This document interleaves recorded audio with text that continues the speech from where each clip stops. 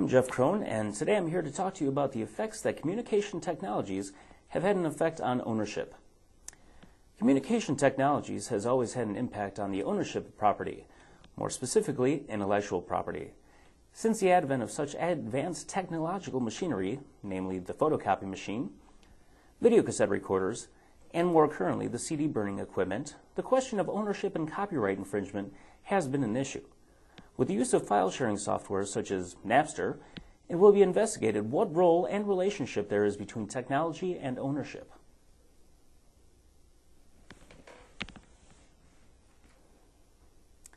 Copyright and ownership are not new ideas in this country.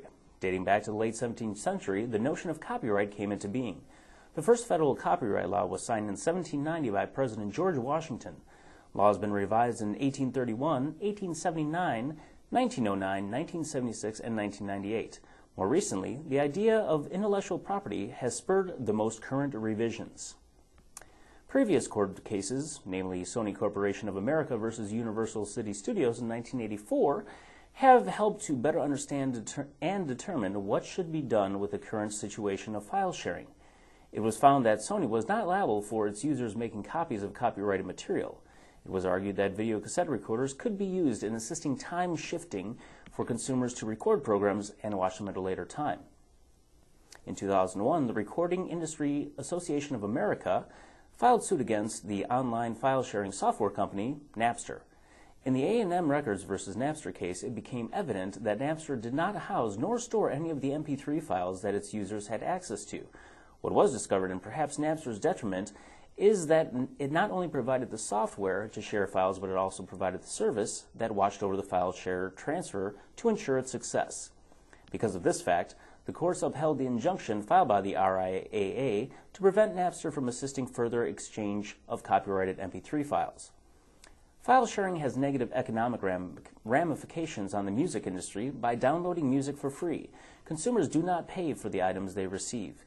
Even though the music industry is sometimes labeled as the monster by retaining most of the profits from record sales, writing off studio time, promotions, and touring, it is still evident that neither the record labels nor the artists creating the intellectual property are receiving payment for their product. More recently, in 2003, Apple came out with the iPod MP3 player and the iTunes Music Store in which gave consumers the right to own music. For a mere 99 cents, iTunes users could download their favorite music song by song as opposed to purchasing a full album at retail price. One additional benefit that iTunes Store offered is digital rights management. DRM essentially is a mixture of legal and technological mechanisms that provide copyright owners more control over how their intellectual property is distributed. With the iPod and iTunes working together in a protected environment, the record label industry has been able to monitor and control music purchases and distribution. Since Apple controls 70% of the market share when it comes to digital music players, it is evident that DRM can and does work. Musical artists such as Metallica and Kid Rock have voiced their opinions on file sharing and downloading music for free. Let's have a listen and see what Kid Rock's feelings are. Hey kids, this is Kid Rock. A special announcement for you. This whole debate on downloading music illegally and stealing it, I guess you will, has just really gone way too far. I mean, there's record companies suing kids, and the kids are right in saying that, you know, you can illegally download my music, steal it if you will, because I'm fucking rich. And so how can I bitch about someone downloading a song or two? I really can't. But what I'd like to encourage all of you to do at this point is, I mean, it's true, it's just a song. You know, you take the song, you download it, big deal, right? Listen to this. Let's level the playing field. Steal everything. I mean, if you need a new MP3 player or computer, do you know how much money Apple and Microsoft have? Go in there, get a new laptop, grab it and run. New iPod, steal it. Bill Gates and Steve Jobs, they're billionaires. They're not going to miss a couple iPods and a couple laptops. It's okay. You need a new car? Toyota. Toyota's unbelievable. And it's a foreign car company, so who cares? Go steal a Toyota. Walk on that dealership, hot wire it up, drive it off the lot. Gonna need gas to put in that car, right? You know how much money the oil companies make? Pull up to the gas station, fill her up, take off. Don't even think about paying the bill. They're not gonna miss $30, $40 worth of gas. New pair of jeans. You know how much money Tommy Hilfiger has? He's rich too. Go to your favorite department store, get yourself a new sweatshirt, some new slacks, some new shoes, just put them on and casually walk out. He's not going to miss it. He's got plenty of money. Don't worry about it. Once again, this is Kid Rock. saying it's okay to illegally download music, and it's okay to steal anything else you need too. So go get them. And remember, stay in school and stay off the drug. That was very interesting, Kid Rock. Thank you very much.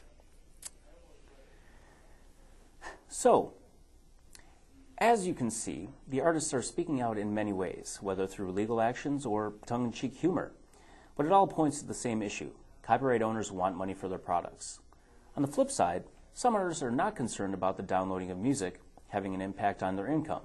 In a conducted survey, it was found that 2/3 of the musicians felt no threat by downloading music. Additionally, 72% claimed that the internet has helped them to make more money from their music.